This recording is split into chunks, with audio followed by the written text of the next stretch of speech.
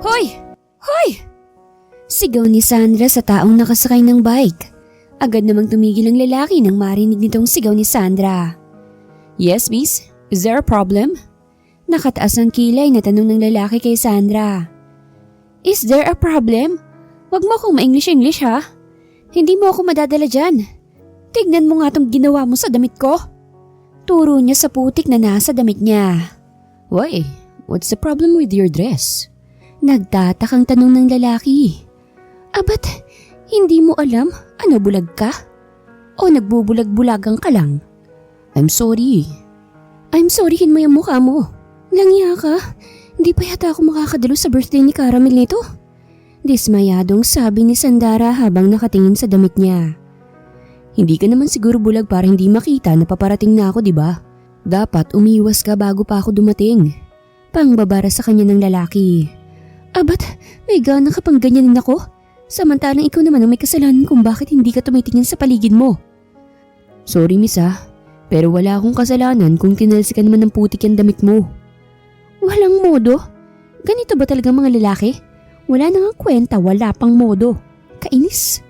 Mahinang bulong niya pero dinig naman ng lalaki. Kung bumulong ka, siguraduhin mo naman na hindi ko maririnig. Sita ng lalaki kay Sandara. Masamang tingin agad ang ipinukol ni Sandara sa lalaki. Tinalikuran na niya ang lalaki dahil mukhang wala naman tong pakialam sa suot niyang tinalsikan ng putik dahil sa lakas ng takbo ng bike niya. Habang naiiling na nakangiti naman si Louie sa malditang babae at namamangha siya sa tapang nito. At ang ikinangiti niya pa dahil hindi man lang to natulala sa taglay niyang kagwapuhan. Bakit ngayon ka lang? Bungad kagad sa kanya ng kaibigan nang makarating siya sa bahay nito. Pasensya ka na, Kara. May demonyito kasing dumaang kanina. Di man lang tumitingin sa dinadaanan niya kaya ito, maputik ng suot ko at wala akong choice. Kung hindi ang tumuloy, baka mamaya magalit ka pa sa akin. Nakalabing sabi ni Sandara. Ay, hayaan mo na. Alika, may damit naman ako sa kwarto na hindi ko pa nasusuot eh. Sa'yo na lang yun. Sigurado akong kasya sa'yo yun. Nakangiting anin ng kaibigan niya. Salamat, Car. Pero hindi ba nakakahiya sa'yo? Tumingil ka nga dyan, alika na. Habang wala pa akong masyadong bisita. At mamaya may ipapakilala ako sa iyong gwapo. Abot tenga pa ang ngiti ni Kara sa kanya. Tumigil ka nga dyan, anong gwapo yung pinagsasasabi mo? Kailan pa nagkaroon ng gwapo dito sa atin? Abay, Day, hindi mo ba alam na may bagong kaibigan si Roland? At ang sabi, isasama niya raw dito mamaya. Tamang-tama't nandito ka. Huwag mo akong utuin, wala akong pakialam dyan sa mga sinasabi mo. Eto naman, paano ka naman magkaka-boyfriend kung ganyan ang ugali mo sa kanila?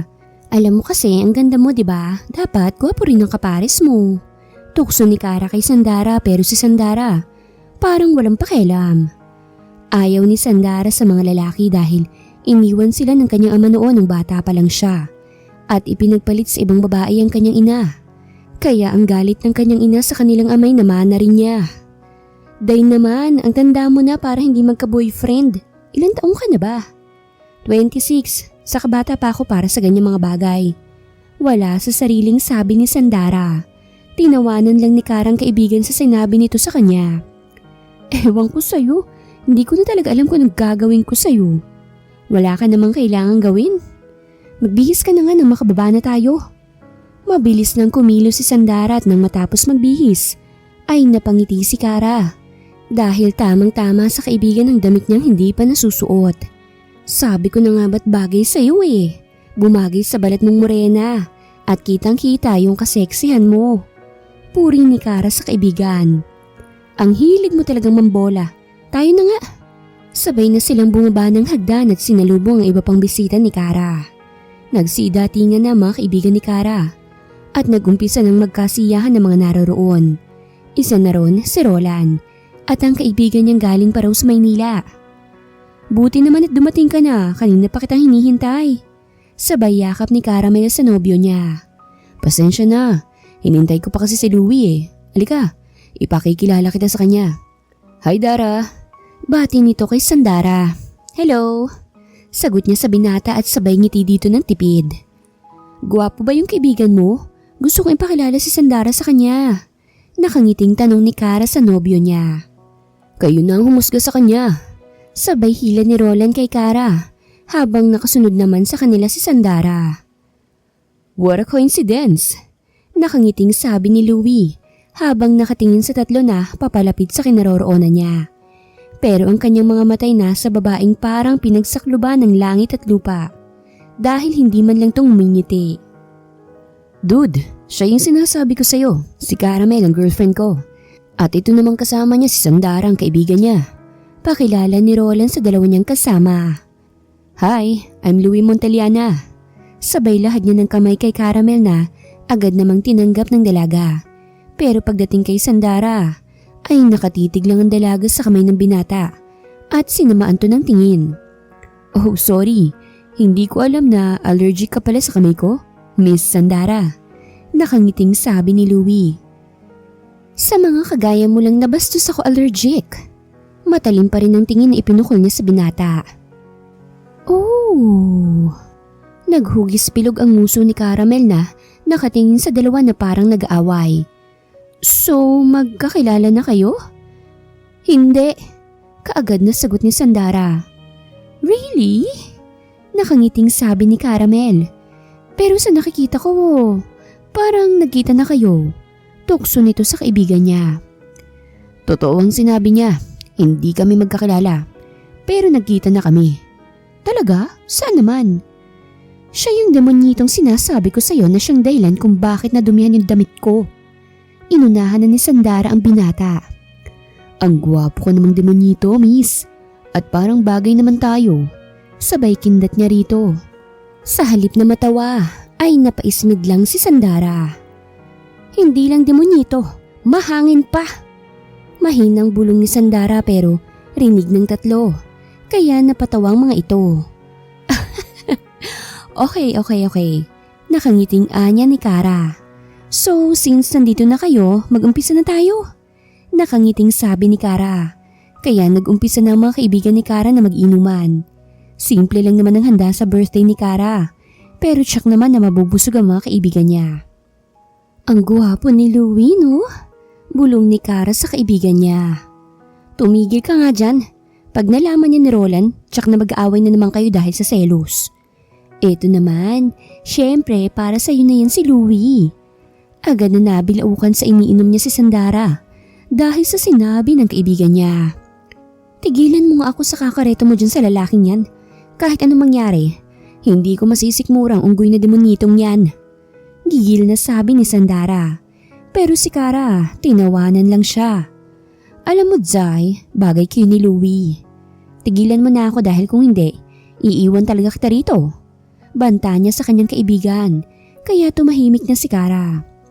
Sa kabilang table kung saan si Roland at Louie, ay panay ang sulip niya sa dalagang nakasimangot at nang mahuli nito ang tingin niya, ay kaagad na inirapan siya nito.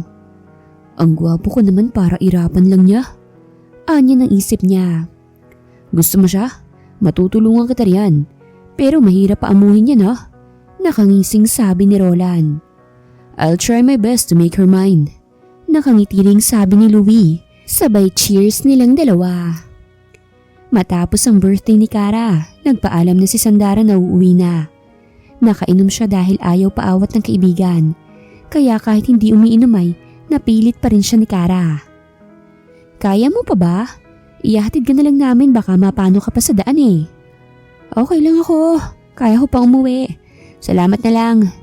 Tanggi niya sa kaibigan niya pero ang totoo, parang umiikot na ang paligid niya. Oo sige, ikaw ang bahala pero mag-iingat ka ha. Thank you, Day. Tuluyan nang umalis ang kaibigan ni Kara. Maging si Louie nagpaalam na rin na mauna na itong umuwi. Magkasunod lang na umalis ang dalawa. At dahil naglalakad lang si Sandara, mabilis siyang nadatnan ni Louie habang nagdadrive ng bike nito. Pwede kang sumabay sa akin kung gusto mo. May upuan naman sa likod na pwede mong maupuan. Yaya ni Louie sa dalaga. No thanks pero okay lang ako. Tanggi niya sa offer ng binata. Alam niyang may tama na siya dahil sa nainom pero hindi pa naman siya nawawala sa katinuan para sumama dito. Maggagabi na, hindi ka ba natatakot maglakad mag-isa? Umalis ka na, wag mo akong kausap. Agad na natigilan ng pagsasalita si Sandara nang biglang bumaliktad ang sikmura niya at walang alinlangan na sumuko sa harapan ng binata. What the heck? Mura ni Louie nang tumalsik pa sa kanyang damit ang ibang isinuka ng dalaga. Damn it! Mahina niyang ani habang pinipigilan ng sarili na hindi mapagalitan ang dalagang kaharap niya. Sorry, nangihinang sabi ni Sandara. Hindi siya sanay na uminom, kaya kahit maliit lang ang nainom niya ay lasing na kagad siya. Bakit ka ba umiinom kung hindi mo naman pala kaya? Sermon niya sa nangihinang dalaga. Anong hindi kaya? Gusto mo inom pa tayo para mapatunayan kung kaya ko? Naghahamon na sabi ng dalaga kay Louie. Tss, kahit lasing ka na ma-pride ka pa rin. Ikaw ang ma-pride. Hindi ka lang ma-pride, wala ka pang modo. Tss, akala mo naman ikakagwapo mo na yung pride mo. Hindi naman. Lasing na sabi nito kaya bahagyang natawa si Louie. Ano, tara na. Ayaw pa sanang sumama ni Sandara pero hinila na siya ng binata at pinasakay sa bike nito. San bang sa inyo nang maihatid na kita? Tanong niya sa dalaga. Isinakay mo ko sa bike mo tapos hindi mo alam ang bahay namin? Pambihira. Natatawang sabi ni Sandara sa binata. Naiiling na lang si Louie dahil sa inaasal ng dalaga. Nang makarating sila sa bahay ng dalaga, ay gulat naman ang ina nito nang makita siyang nakasakay sa likod ng lalaki habang tulog. Anong nangyari sa kanya? Tarantang tanong ng ina ni Sandara. Nalasing po siya sa birthday ng kaibigan niya, tita. Kaya hinatid ko na lang po siya rito. Magalang na sagot ni Louie sa ginang. Ganun ba? O salamat iho. Kaibigan ka ba ni Sandara? Ngayon lang kasi kitang nakita rito. Tanong ni Elma sa binata. Opo, kaibigan niya po ako. Ngumiti pa si Louie at parang nag-aalinlangan kasi ito sa kanya. Salamat sa paghatid mo sa anak ko, iho. Pwede bang ipasok mo muna siya sa loob? Pakiusap ni Elma na kaagad namang tinanguan ni Louie. Paggalapag ni Louie sa dalaga sa kanilang sofa, ay nagpaalam kaagad siya sa ginang. Pero pinigilan siya nito para sa hapunan. At kahit busog naman, ay pinaunlakan niya ang anyaya ng ina ng dalaga. Maraming salamat po sa hapunan, tita. Sobrang nabusog po ako. Nakangiti niyang anya sa ginang. Kapag may time ka, pwede kang bumalik dito, iho. Maraming salamat po. Hindi na rin po ako magtatagal, tita. Gabi na rin po kasi. Tumango lang ang ginang saka inihatid ang binata sa bukanan ng pinto. Pagkagising ni Sandara kinabukasan, ay sermon kaagad ng kanyang ina ang una niyang nabungaran. Ayoko nang mauulit pa ito, Sandara, ha? Paano na lang kung hindi ka hinatid ng kaibigan mo? Sa tingin mo, anong mangyayari sa'yo ngayon? Sermon ng kanyang ina sa kanya. Pero kahit anong isip ni Sandara, wala talaga siyang matandaan na inihatid siya ng kaibigan niya. Habang nasa hapagkainan ay binasag ni Sandara ang katahimikan nila ng kanyang ina. Ma, sino nga pala yung naghatid sa akin dito na sinasabi mo na kaibigan ko? Si Louie Montaliana. Mabuti na lang talaga't mabait ang batang yon dahil kung hindi... Agad na bilaukan si Sandara sa isinubo niyang kanin dahil sa kanyang narinig. Mabilis naman siyang binigyan ng ina ng isang basong tubig. Seryoso ba, ma? Siyang naghatid sa akin dito? Hindi makapaniwalang tanong ni Sandara. Tuloy ay tinablan siya ng hiya dahil baka kung anong pinagsasabi niya sa binata. Alam niya na kung ano-ano na lang ang lumalabas sa bibig niya pag nalalasing siya.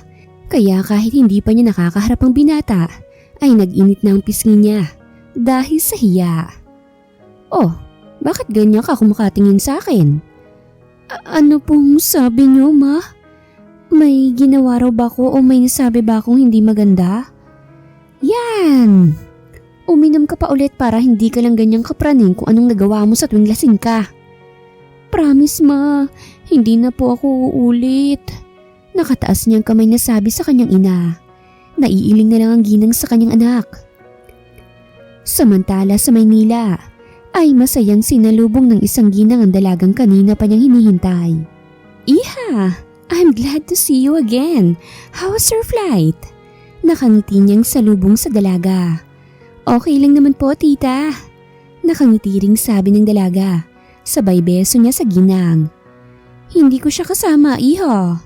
Kaagad na sabi ng ginang nang mapansin na para bang may hinahanap ang dalaga. Until now, Galit pa rin pala siya sa akin. Malungkot na ani ng dalaga sa ginang. Sa bahay na tayo mag-usap, iha. Hinila na ng ginang ang dalaga, habang ang mga bagahe nito ay ang kanilang driver na ang nagdala.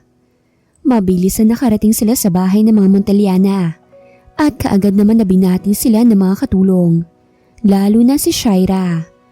Welcome back, Ma'am Shai. Sabay-sabay nilang bati. Thank you sa inyong lahat.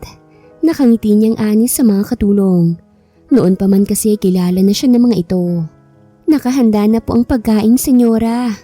Magalang na sabi ng mayordoma kay Veron. Tayo na, iha, alam kong gutom ka na. Sumunod naman ang dalaga sa ginang. Nang matapos silang kumain ay kaagad na nagpahinga muna si Shaira sa nakalaan na kwarto para sa kanya. Han, alam kong ginagawa ko. Alam kong mahal ng anak natin si Shaira. Kaya ko nga siya pinabalik ng Pilipinas eh. At alam mo bang mararamdaman ng anak natin kapag nalaman niyang ginawa mo? Naisip mo rin bang nararamdaman niya? Lalong hindi siya uuwi dito sa atin, Han. Tinalikuran tayo ng anak natin dahil dyan sa pangingialam mo sa personal na buhay niya, hindi ba? Para sa ikakabuti nitong ginagawa ko, Han. I don't know. Pero para sa akin dapat hindi ka nalang nangialam sa buhay ng anak natin. Basta ang alam ko, si Shaira lang ang babaeng nakapagpatinu sa anak natin. Kaya ako to ginagawa. Para sa ikakasaya niya. Napabuntong hininga na lang si Senyor Simon dahil sa katigasan ng ulo ng asawa niya.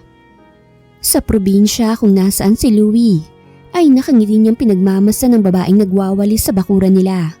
Nakapusod ang kulot at mahaba nitong buhok na talaga namang bumagay sa kanya.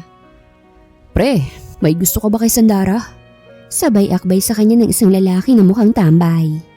Huwag mo nang subukan na ligawan siya dahil akin lang siya.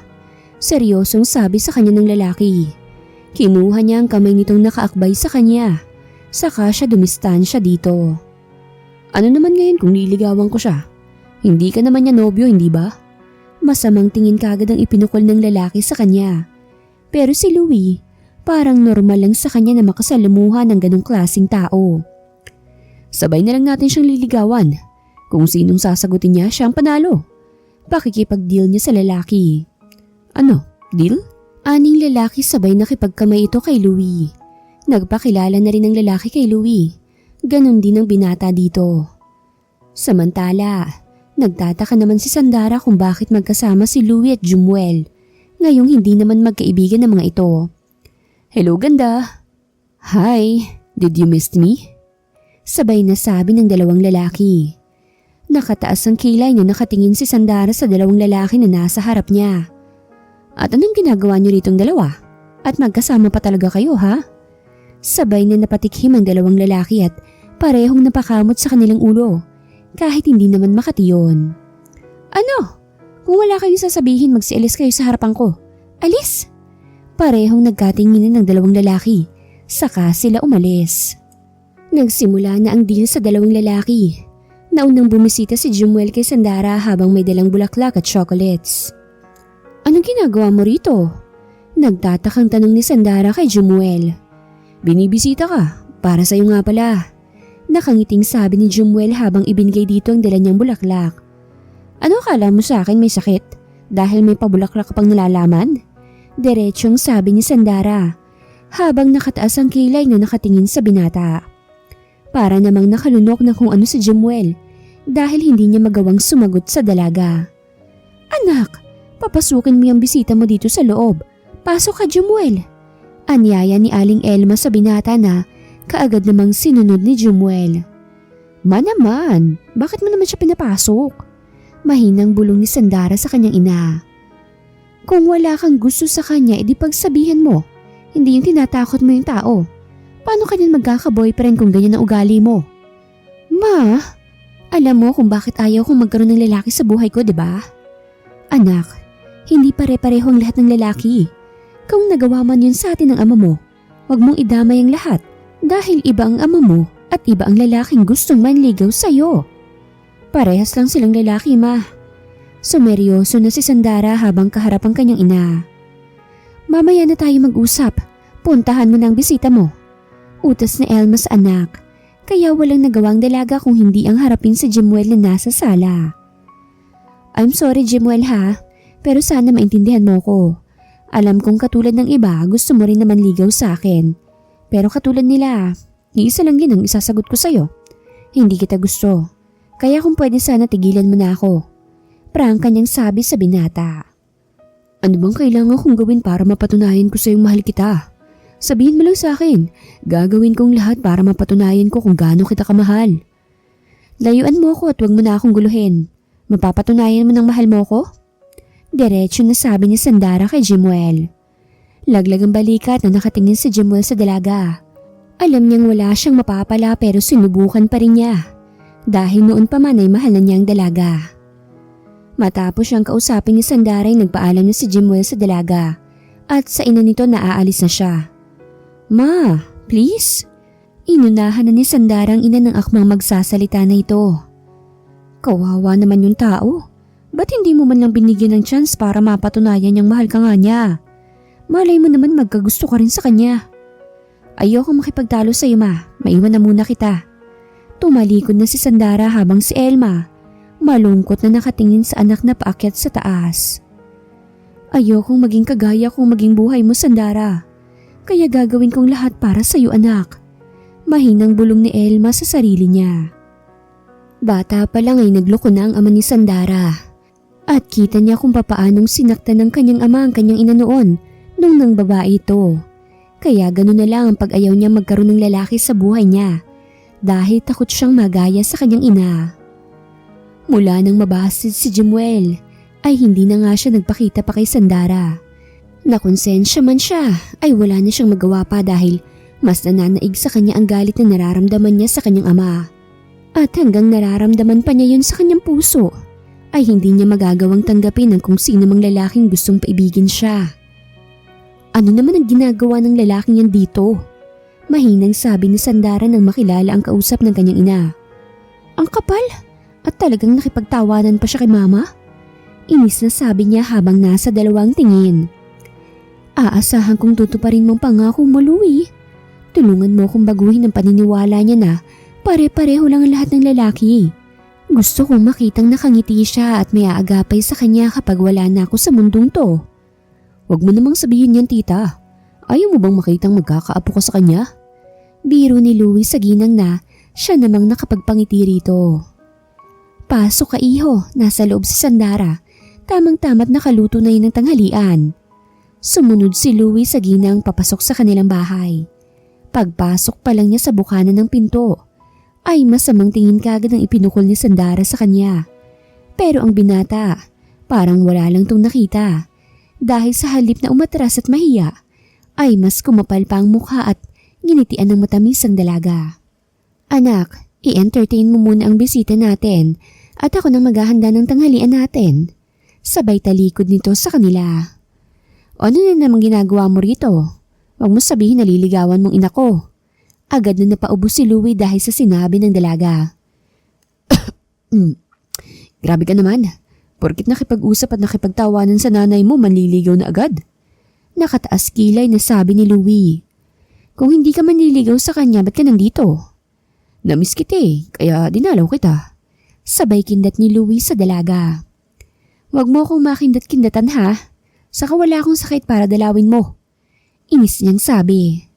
Bahagyang napatawa si Louie at aliw na aliw sa ipinapakitang kamalditahan ng dalaga. Alam mo bang ang mga katulad mo na matataray at mapanakit ang gusto ko sa isang babae? Hindi nakagalaw ni nakapagsalita man lang si Sandara dahil sa sinabi ng binata. Nakatitig lang siya dito na animoy isa itong multo at nang makabawi ay kaagad niya itong nginisihan. Talaga? Namiss mo ko? Nakangiti niyang anya. Naguguluhan naman si Louie sa inakto ng dalaga para kasi itong nasisiyahan sa kanya. Huwag mo kong utuin. Hindi mo ko madadala dyan. Mataray niyang ani sa binata. Hindi na nakapagsalita pa si Louie nang tawagin sila ng ina ng dalaga. Kumain ka ng marami iho. Pasensya ka na at yan lang ang kaya namin. Hindi kasi namin afford ang mamahalin na ulam dahil kapos din kami sa pera. Nakaunawa namang tumango si Louie sa ginang. Don't worry po tita. Sanay naman po ako sa ganitong pagkain dahil ganito rin naman ang ulam namin sa bahay. Pasimple pa siyang ngumiti sa ginang. Taga saan ka nga ulit, iho? Ma, nasa hapagkainan tayo.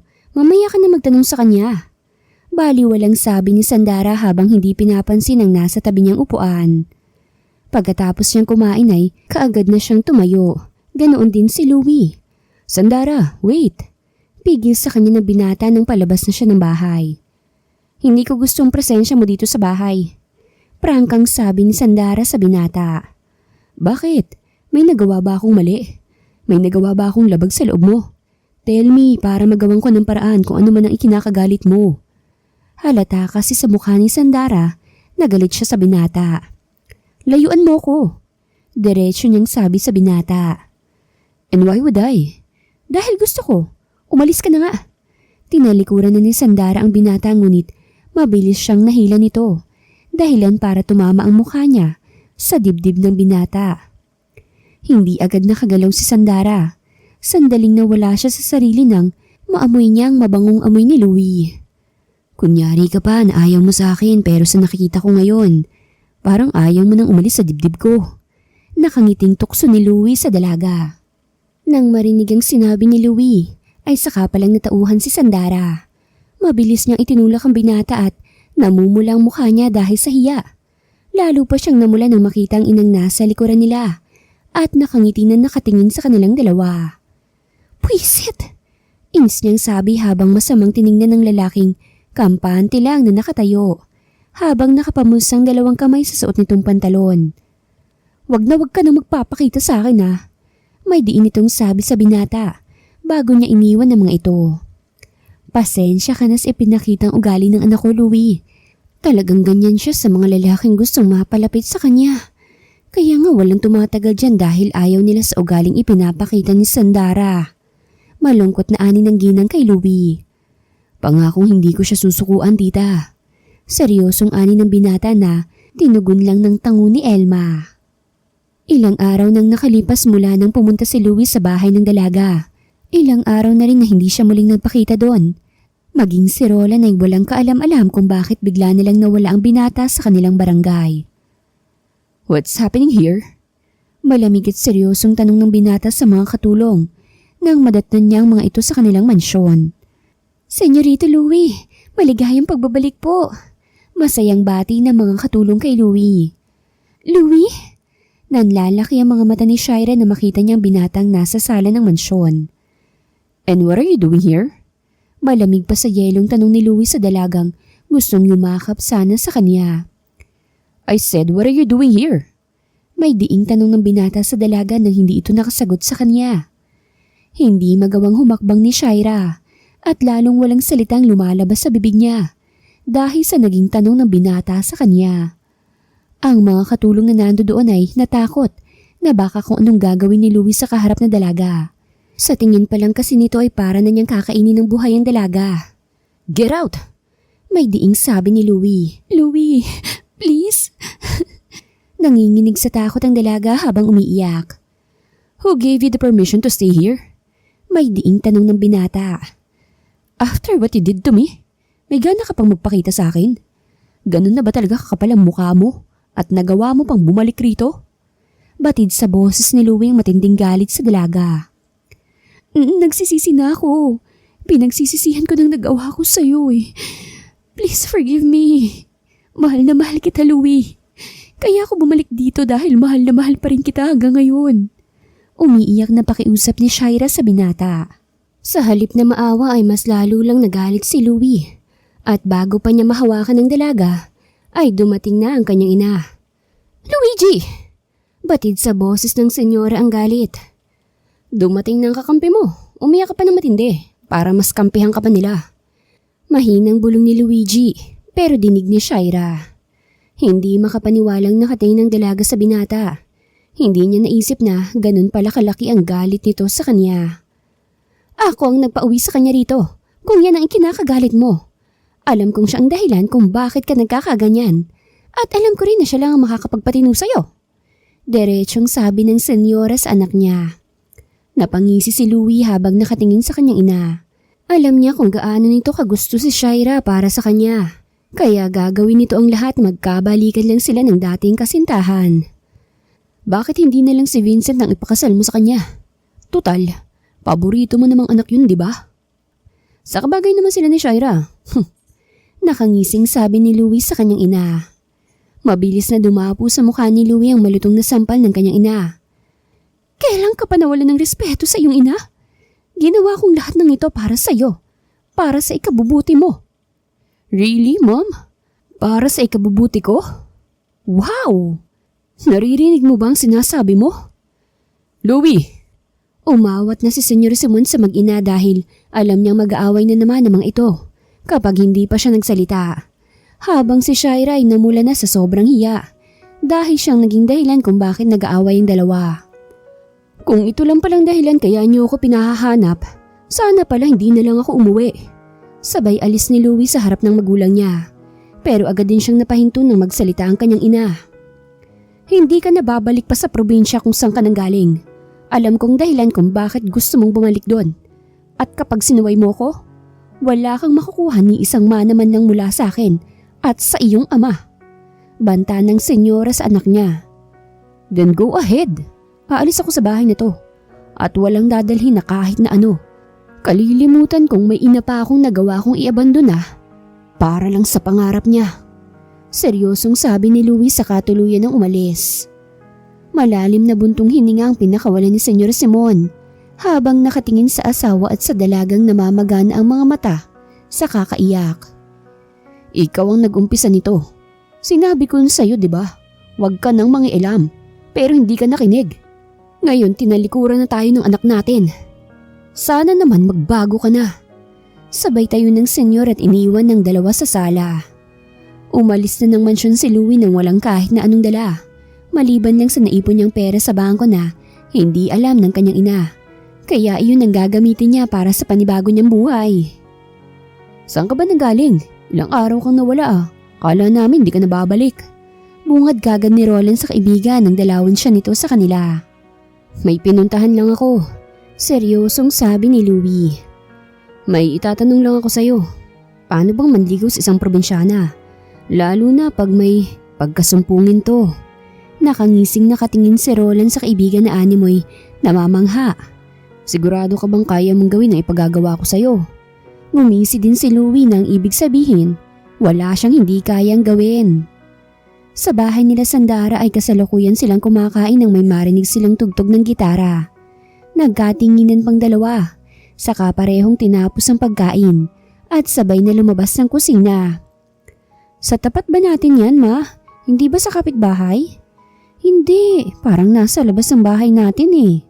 Si Aling Elma na ang nagbukas ng pinto at bumungad sa kanyang dalawang lalaki na kumakanta, habang ang isa naman ay may hawak na bulaklak. Ma, sinong?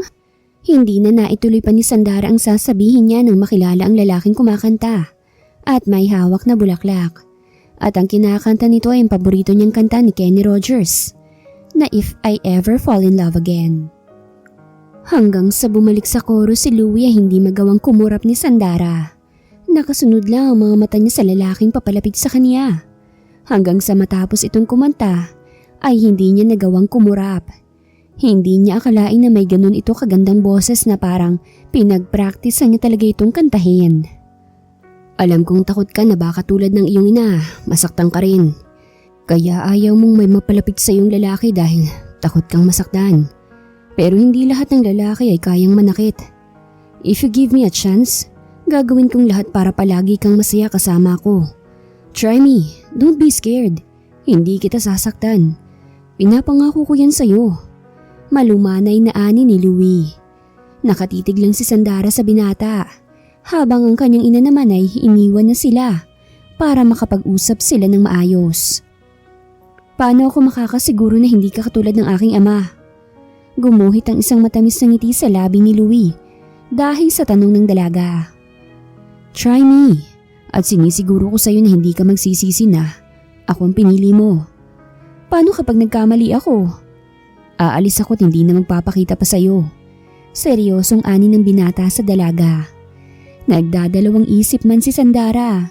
Sinubukan pa rin niya. Dahil sa lahat ng lalaki na gustong manligaw sa kanya, ay si Louie lang ang hindi bumitaw at patuloy na lumalaban, mapauo lang siya. Isang beses lang akong susubok at hindi na ito mauulit pa. Seryosong sabi ni Sandara na ipinagpasalamat ng binata. Umuwi sa tinitirahan niyang bahay si Louie na may ngiti sa labi. Hanggang sa paghiga niya, walang ibang laman ng isip niya kung hindi si Sandara. Hanggang sa nakatulugan na lang niya ang pag-iisip sa dalaga. Kinabukasan, malayo pa siya sa bahay ng dalaga pero nakangiti na siya. Bit-bit ang isang bukay ng bulaklak na binili niya ay binaybay niya ang daan papunta sa bahay ng nobya. Pagdating niya, ay sakto din na dumating si Sandara galing palengke. Ako na dyan, love. Pigil niya sa dalaga ng bibit-bitin na sana nito mga pinamili niya. Nagulat man si Sandara sa itinawag nito sa kanya. Mas nagulat siya nang ibinigay nito sa kanya ang isang bouquet ng pulang rosas. Namula ang mukha niya, hindi dahil sa hiya kung hindi dahil sa kiliting nararamdaman niya. Salamat. Nauna nang pumasok si Sandara at nakasunod naman sa kanya si Louie at bit-bit ang mga pinamili niya. Matamis namang nakangiti si Elma sa binata nang makita niya itong kasama ang anak niya. Sa mga nakalipas na mga araw ay tuluyan nang napalapit ang loob ni Sandara sa binata. Araw-araw kasi nitong pinararamdam na mahal talaga siya nito. Hanggang sa isang araw, habang abala sa ginagawa niyang pag-aayos ng mga halaman sa kanilang bakuran, ay napahinto sa kanyang ginagawa si Sandara nang may sasakyan na huminto sa tapat ng kanilang bahay. Lumabas doon ang isang magandang babae at unang tingin pa lang ni Sandara ay alam niyang hindi lang ito basta mayaman. Hello miss, can I ask you something? Simple lang naging tono nito pero halatang may pagkamataray. Ano yun? Ito bang bahay ni Sandara? Pangalan pa lang niyang nababanggit ay tumaas na ang isang kilay ng dalaga. Anong kailangan mo sa akin? Oh, so you're Sandara? Ako nga. Sino ka ba't anong kailangan mo sa akin? Pag-uulit niya sa kanyang tanong. Okay, I'll introduce myself to you. I'm Shaira and I'm the fiancé of Luigi Montellana. O mas kilalang Louie. What? Yes! Proud na sabi ni Shaira. Ang walang hiya. May fiancé na pala siya pero nanligaw pa siya sa akin. Mamaya ka lang. Talagang makakatikim ka talaga sa akin, Montellana. May diin niyang ani habang nakakuyom ang kanyang kamao. Excuse me, fiancé ka niya? Pero bakit wala siyang sinabi sa akin? Hindi niya gustong pananalita ng kaharap niya. Kaya hindi na niya kailangan pang magpanggap na mabait sa harapan nito. Pues ngayong alam mo na, layuan mo na siya. Dahil ayokong ikaw ang magiging dahilan na hindi matutuloy ang kasal naming dalawa. Hindi ang isang chip lang na katulad mo ang pwedeng umagaw kay Louie mula sa akin. Tumaas na naman ang isang kilay ni Sandara nang tawagin siya nitong chip at pinasadahan pa siya nito ng tingin mula ulo hanggang paa. Wow! Sobrang proud ko naman ang isang katulad ko lang ipinalit sa'yo ng boyfriend mo.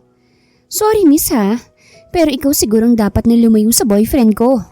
Taas noon na sabi ni Sandara at nakipagsukatan ng tingin sa dalagang kaharap. What? Nasisiraan ka na ba? Hindi pa. Pero pag nagtagal ka pa rito talagang masisiraan na ako. At kapag nangyari yon, ikaw talagang una kong hahabulin. May diin niyang sabi sa dalaga. Agad namang naalerto si Shaira nang pinukul siya ng kakaibang tingin ni Sandara. Samantala, nakauwi na si Louie galing sa binili niyang lupa para patayuan ang negosyong gusto niyang itayo. Malapit na siya sa bahay ng dalaga nang makita niyang sasakyan ni Shaira. Kilala niya ang sasakyan na yon, kaya hindi na muna siya nagpakita pa sa dalawang nag-uusap at nakikinig lang siya sa pinag-uusapan ng mga ito. Kung ako sa'yo, miss, umalis ka na. Hindi ka taga rito kaya please lang, wag na wag mong uubusin ang pasensya ko. Aalis ako ngayon. Pero babalik ako dito para kunin si Louie. Hindi ang isang katulad mo ang nababagay sa kanya. Dahil mahirap ka lang. Tsaka kung hindi ka tatanggapin ni tita. Huh! Nakangising sabi ni Shaira. Anong ibig mo sabihin? Oh, so hindi mo rin alam na mayaman si Louie? Kawawang Sandara. Niloko na nga hindi pa sinabihan kung anong tunay na pagkatao ng taong mahal niya. Siguro naisip ni Louie na baka pera lang ang habol mo sa kanya. Kaya niya inilihim sa'yo ang lahat. Tumatawang sabi ni Shaira. Mabilis na umakyat sa ulo ni Sandara ang dugo nang sabihin nitong pera lang ni Louie ang habol niya. Kaya namalaya na lang niyang dumapo na palang kamay niya sa mukha ng kaharap niya. "How dare you to slap me?" Sigaw ni Shaira. Kaya kaagad na natauhan si Sandara sa ginawa niya. Akmang sasampalin din niya si Sandara nang makita niyang hinahanap niya. "Louie?" Mabilis na umiyak si Shaira nang makita niya si Louie na papalapit sa kanila. Habang natigilan naman si Sandara at hindi makagalaw sa kinatatayuan niya. Gumuhit ang sakit sa puso niya at inaasahan na niyang kakampihan nito si Shaira dahil sa ginawa niya rito. "What are you doing?" Dumagundong nakakakilabot na boses ni Louie sa kinaroroonan nila ni Shaira at Sandara. "Louie, sinaktan niya ako. Sinampal niya ako. Ayan ba? Yan bang ipapalit mo sa akin? Isang babaeng sheep at mapanakit. How dare you? How dare you to do this to me?" Umiiyak na sabi ni Shaira. Sa halip na daluhan siya ni Louie at aluin ay nilagpasan lang siya nito at dumiretso to kay Sandara. "Love, are you okay?" Nag-aalalang tanong ng binata sa dalaga. Ang kaninang matigas niyang boses ngayon ay biglang lumambot nang kausapin nito si Sandara. "Totoo bang sinabi niya?" Ang malamig na boses ni Sandara nagpabitaw kay Louie sa pagkakahawak dito. "Huwag tayo dito mag-usap." Hinawakan ni Louie ang dalaga at hinila papasok sa loob ng bahay.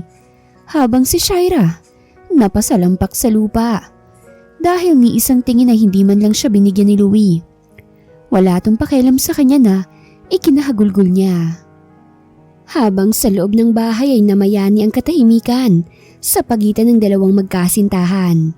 Walang gustong magsalita sa kanilang dalawa. Nang hindi na makatiis si Sandara, ay siya na ang unang nagsalita. "Sinabi ko na sa'yo, di ba? Una pa lang pag nagkamali ako, hindi na ito mauulit pa." Seryosong sabi ni Sandara sa kanya. "I know, and I will not destroy it. I'm sorry kung hindi ko nasabi sa iyo ang tungkol sa pagkatao ko. Wala rin namang kwenta kung sasabihin ko sa iyo dahil iniwan ko ng buhay na meron ako sa Maynila. At alam mo ba kung bakit mas pinili kong malayo sa kung ano man ang meron ako? Because of you. Dahil mahal kita. Dahil gusto kitang makasama." Parang hinaplos ang puso ni Sandara dahil sa narinig mula kay Louie. Pero bakit sabi ni Shaira fiancé ka niya? At katunog pa talaga ng pangalan kong pangalan niya, ha? Umandar na naman ang kamalditahan niya. "Noon yun, nung hindi pa niya ako pinagpapalit sa iba. Aaminin kong minahal ko siya noon. Pero mas mahal kita ngayon. Kaya huwag ka na magalit. Ikaw lang ang mahal ko at dadalhin ko sa altar." Malumanay na ani ni Louie sabay yakap sa nobya niya. Namula si Sandara sa kakaibang kiliti na naramdaman niya. Lihim pa siyang napangiti dahil sa sinabi ng nobyo sa kanya. Matapos siyang yakapin ni Louie, ay isang masuyong halik ang iginawad nito sa kanya. Saglit lamang yon pero para na siyang dinuduyan sa alapaap. Hindi man niya kayang sabihin pero alam niya sa sarili niya na mahal na niyang binata. "Babaita ka, ha? At talagang nilihim mo pa sa akin na may relasyon na kay ni Louie. Abaday, kung hindi dahil sa nobyo ko hindi ko pa malalaman." Tila nagtatampong ani ng kaibigan niyang si Caramel. "Sorry na, hindi ko naman alam na tototohanin niyang sinabi niya eh. Saka nasa Maynila ka nito mga nakaraang araw, kaya paano ko naman sasabihin sa'yo na kami na?" Paliwanag ni Sandara. "Okay na, at least nakita ko namang masaya ka sa kanya." Masayang niyakap ni Caramel ang kaibigan niya. Masaya siya para dito. "Totoo, tita. Totoo ang sinasabi ko. She's a gold digger." Pera lang ni Louie ang habol ng babaeng yon. Narinig ko mismo galing sa kanya na kaya niya sinagot si Louie dahil nalaman niyang mayaman to. Sumbong ni Shaira sa ina ng binata na agad namang ikinagalit nito. Kailangan ko na talagang ilayo yung anak ko sa babaeng yon. Sabi ko na nga ba tama ang kutob ko eh. Kailangan kong makausap si Louie. Mabilis na hinagilap ng senyora ang cellphone niya para sana tawagan ng anak niya pero kaagad siyang pinigilan ni Shaira. Tita, wait lang. Kung tatawagan mo siya ngayon siguradong magagalit si Louie. Mas mabuti sigurong puntahan na lang natin ang babaeng yon. May tauhan ako doon para bantayan ang galaw nila. Pag wala si Louie saka tayo pupunta. Suwestyon ni Shaira. May tama ka, iha. Siguradong kakampihan siya ng anak ko dahil nabilog na ng babaeng yun ang utak ng anak ko. Lihim din napangiti si Shaira dahil sa naging reaksyon ng senyora. Talagang gusto siya nito para sa anak, kaya yun ang gagamitin niya para mapaghiwalay si Louie at Sandara. Ilang araw nang hindi umaalis si Louie sa tabi ni Sandara. Alam niyang hindi siya titigilan ni Shaira kaya gumawa siya ng paraan para hindi malayo sa kanya si Sandara. Mabuti na lang at pumayag ang dalaga. Ganoon din ang ina nito. Sobrang sayang nararamdaman ni Louie nang sa wakas ay matali na sa kanya si Sandara. Congratulations mga anak! Nakangiting bati ni Elma sa mag-asawa. Maraming salamat ma! Magkasabay na pasasalamat ng dalawa. Nagpakasal sila sa kilalang huwes ni Elma. Dahil inaanak nito si Sandara, ay mabilis na proseso ang kasal nilang dalawa ni Louie. Dahil hindi kayang iwan ni Sandara ang kanyang inay, napagpasyahan ng mag-asawa na sa bahay na lang din nila titira ang nanay nito.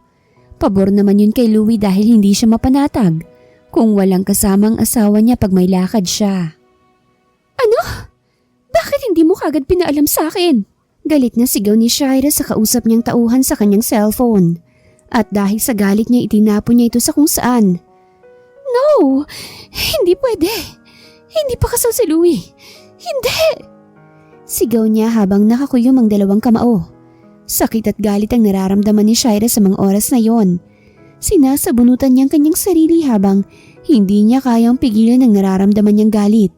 Kaya ang lahat ng bagay na kanyang nakikita sa kanyang kwarto ay binasag niyang lahat. Magpapayad kayo!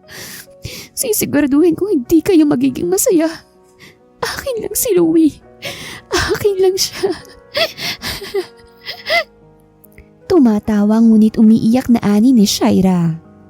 Good morning. Breakfast is ready. Nakangiting sabi ni Louie habang hinahalikan sa noot labi ang asawa niya. Kaagad naman tinakpan ni Sandara ang bibig niya dahil hindi pa siya nakakapag-toothbrush. Oh, what happened? May problema ba? Kaagad na tanong ni Louie nang hindi makatingin ng diretso sa kanya si Sandara. Hindi pa kasi ako nakakapag-toothbrush. Baka mabaho pang hininga ko. Nahihiya niyang sabi. Napangiti si Louie sabay upo niya sa kama at kaagad na sinunggaban ng halik ang asawa. Itinulak pa ni Sandara ang dibdib ni Louie pero hindi ito nagpaawat sa kanya. Kaya wala siyang nagawa kung hindi ang tugunin ng nakalulunod na halik nito.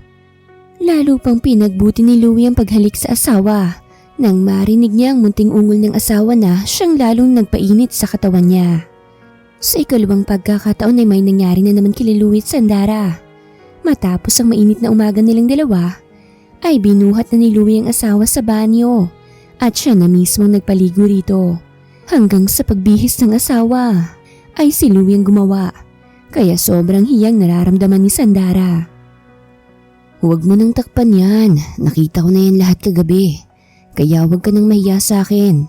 Dahil babalikan ko pa yan at hindi kita titigilan hanggat hindi tayo nakakabuo. Nakangiting sabi ni Louie na mas lalong ikinapula ni Sandara. Ang landi mo! Saway ni Sandara sa asawa nang hindi siya nakatiis pero tinawanan lang siya nito. Sa'yo lang naman ako naging malandi, love. Malambing na ani ni Louie. Mabilis na hinampas ni Sandara ang dibdib ng asawa nang makita niyang kakaiba ang titig nito sa kanya. Tigil-tigilan mo ako dyan sa kalandian mo ha. Baka pag wala ako tumatayo na yan sa iba. Wag na wag ka magkakamali. Dahil kahit mahal kita puputulin ko talaga yan. Banta ni Sandara sa asawa. Napahalakhak si Louie sa sinabi ng asawa niya at ang pagsabi nitong mahal din siya nito ang siyang nagbigay ng sobra-sobrang saya. Akala ko ba, hindi mo ako mahal? Tukso ni Louie kay Sandara. Sa tingin mo ba papakasal ako sa'yo kung hindi pa kita mahal? Ano ko? Natigil sa pagsasalita si Sandara nang takpan ni Louie ng labi niya ang labi ng asawa. Halik ko lang pala magpapatigil sa'yo eh. Nakangiti niyang sabi ng bitawan na niya ang labi nito. Let's go. Baka hindi ako makapagpigil at maisampa kita ulit dyan sa kama. Mabilis naman na tumayo si Sandara pero agad din siyang napakapit kay Louie nang maramdaman niya ang panghina ng tuhod niya. Kaya ang ending ay pinasakay na lang siya ni Louie sa likod nito. Saka sila bumaba.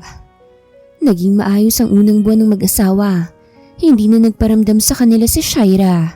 Maging ang ina ni Louie ay hindi rin nagpaparamdam. Kaya mapayapa ang pagsasama ng dalawa.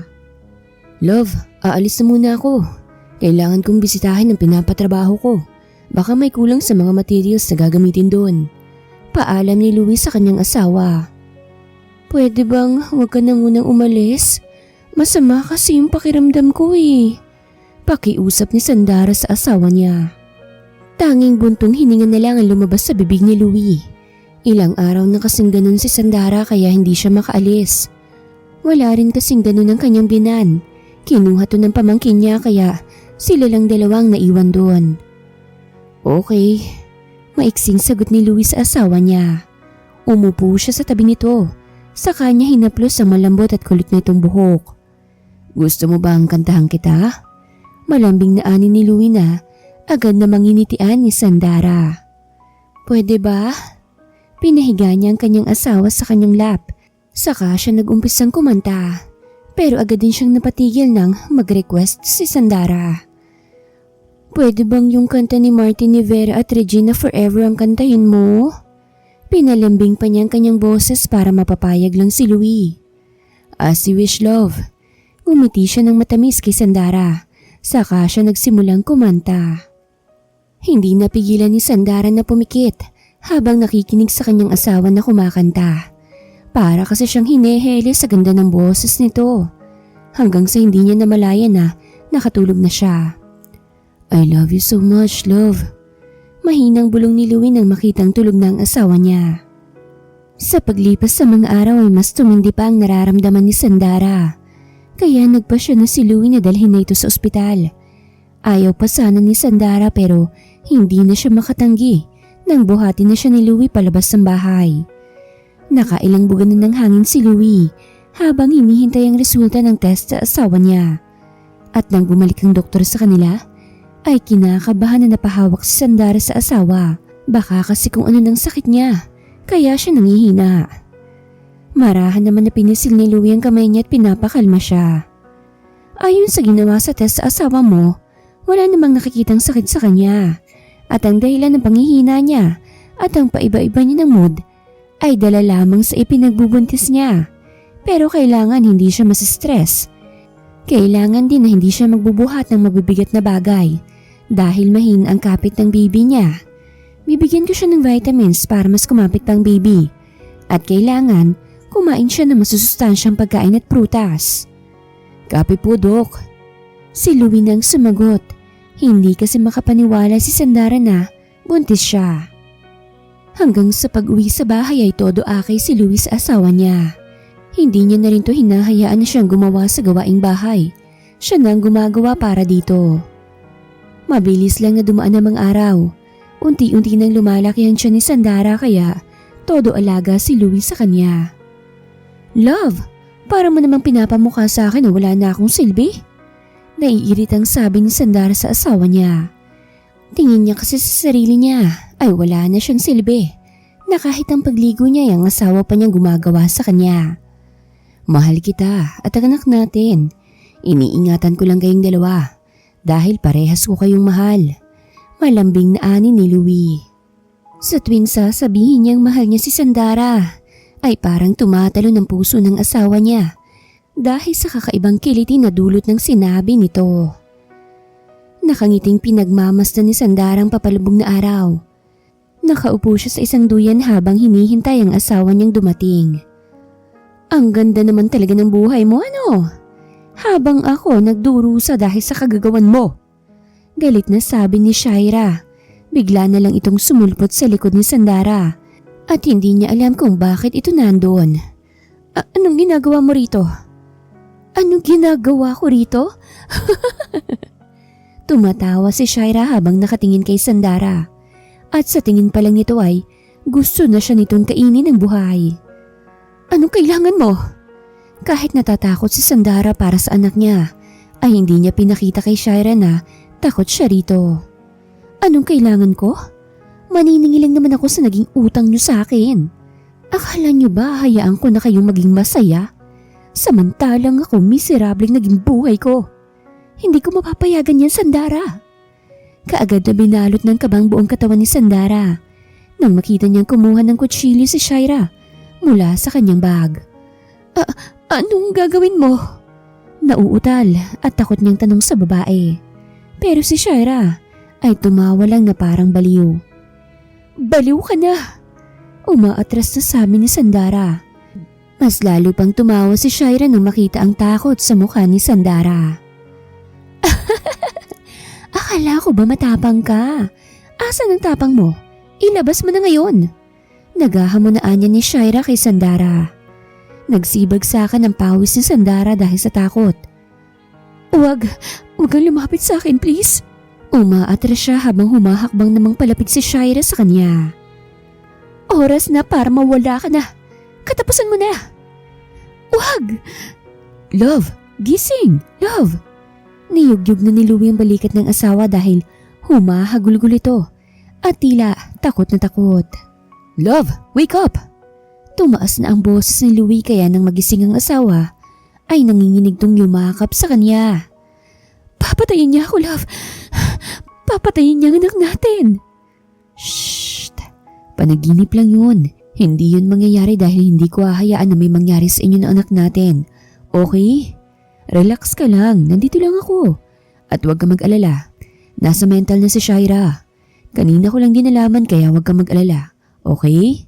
Niyakap niya ang asawa para kumalma to sa panginginig niya. Baka iniisip mo si Shaira, anak, kaya mo siya napanaginipan. Sabi ng ina ni Sandara sa kanya. Sinabi kasi dito ni Louie ang napanaginipan ni Sandara at maging siya'y nag-alala para sa anak niya dahil maselan pa naman ang pagbubuntis nito. Ewan ko ba, ma? Kung ano-ano na lang ang pumapasok sa isip ko eh. Tugon niya sa kanyang ina. Huwag kang mag-isip ng kung ano-anong bagay dahil alam mong makaka-apekto yan sa'yo. Marahang tumango si Sandara sa kanyang ina, saka siya nagpaalam dito. Habang si Louie naman ay malalim na buntong hiningang pinakawalan habang nakatingin sa larawan na kanyang hawak. Namimiss niya ang kanyang magulang pero hindi niya alam kung hanggang ngayon ay galit pa rin ba ang mga ito sa kanya. Namimiss mo na sila? Napalingon siya sa asawang kararating lang. Marahan siyang tumango sa asawa niya. Sa kanya tinulungan na makaupo ito sa tabi niya. Malaki na kasi ang tiyan nito, kaya medyo nahihirapan na ito. Bakit hindi mo sila puntahan? Suwestyon ni Sandara sa asawa. No love, hindi kita pwedeng iwan dito na ganyan ang kalagayan mo. Namimiss ko sila pero mas importante sa akin ang kalagayan mo at ng anak natin. Pwede mo naman akong isama kung gusto mo.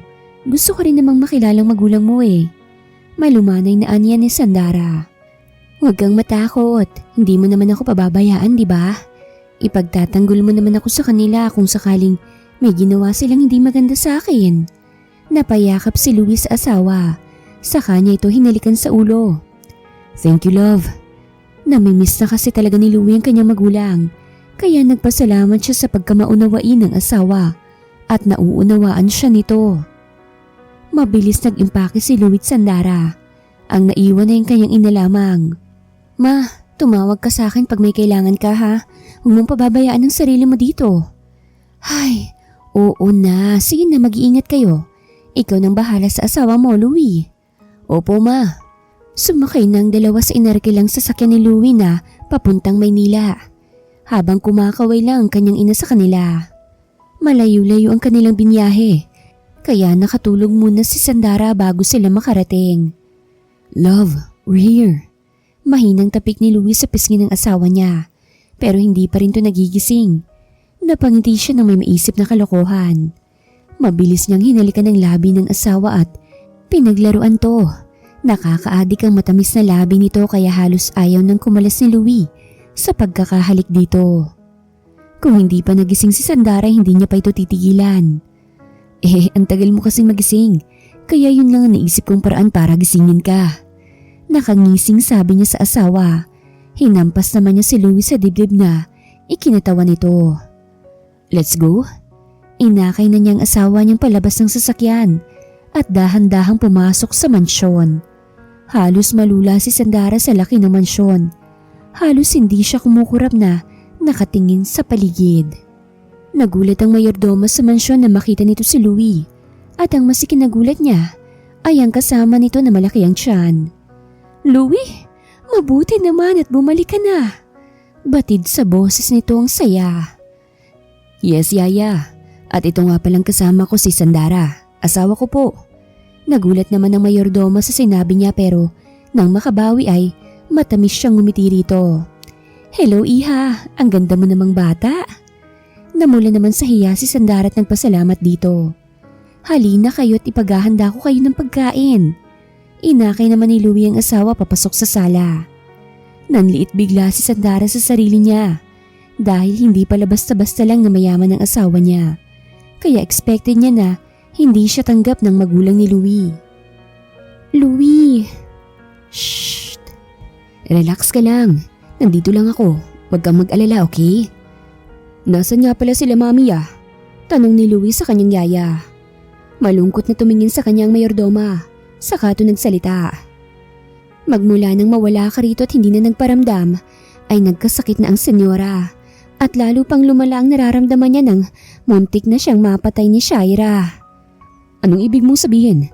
Anong muntik nang mapatay si Mami? Bakit?" Sunod-sunod na tanong ni Louie sa kanyang yaya. Nagsimula nang magkwentong mayordoma habang si Sandara ay naaawang nakatingin sa kanyang asawa. Naikuyom ni Louie ang kamay niya at parang gusto na nitong manakit.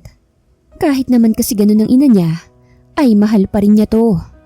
Matapos mag-usap ni Louie at ang yaya niya ay kumain na muna sila. At nang matapos ay sabay na silang tatlo na pumunta sa ospital kung saan nandoon ang ina ni Louie, naka-confine. Halos hindi na makilala ni Louie ang kanyang ina. Pumayat kasi ito ng husto at may mga aparatos pang nakakabit dito. Nang bumalik si Senyor Simon galing sa labas ay nagulat siya na makita ang anak na nakayakap sa kanyang asawa. "Son, you're here." Namumula ang mga mata ng senyor nang makita ang anak niya. Mabilis na kumalas si Louie sa pagkakayakap at niyakap din ang kanyang ama.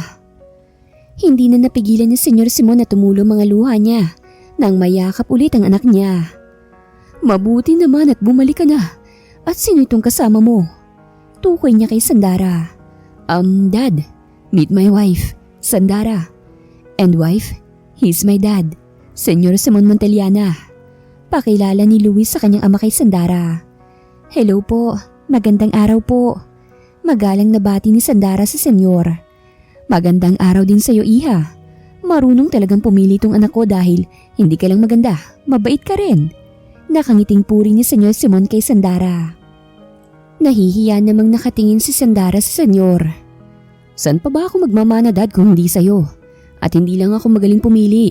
Sharpshooter din ako dahil nakabuo kagad ako ng apo mo." Nakangising sabi ni Louie sa kanyang ama. Saka palang natuon ang atensyon ng senyor kay Sandara dahil sa sinabi ng anak niya. "Abay kung ganun malapit na pala akong maging lolo nito." Masayang sabi ng senyor nang ninitian lang ni Louie. "Narinig mo ba yun, Han? May apo na tayo. Kaya magpagaling ka na dahil kailangan ka na namin ng apo mo at ng anak natin. Kailangan ka naming lahat, Han." Kahit nakapikit ay tumulo pa rin ang luha ng Senyora Veron. Gusto niyang imulat ang mga mata para makita ang anak niya, pero hindi niya kaya. Lalo pa niyang gusto magmulat ng sabihin ng asawa niya na may apo na sila. Kusang gumalaw ang daliri ni Verona, ikinataranta ng senyor. "Tatawagin kong doktor." Mabilis na umalis ang senyor para puntahan ng doktor. Samantalang si Louie ay kinakausap ang inang hindi pa rin nagmumulat ang mga mata. "Gumising ka na, Ma'am.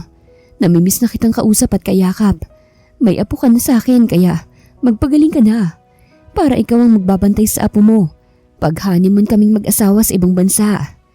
Nahampas ni Sandara ang balikat ng asawa dahil sa sinabi nito. Alam naman niyang nagbibiro lang to, pero kahit ganun ay masaya pa rin siya dahil palagi siya nitong pinahahalagahan. Pagdating ng doktor ay kaagad na sinuri si Senyora Veron at masaya sila dahil nag-response na umano ang katawan nito at umepekto na ang mga gamot na itinurok dito. At kung papalarin ay magigising na ang senyora anumang oras. "Ako na ang kakarga sa kanya, Han."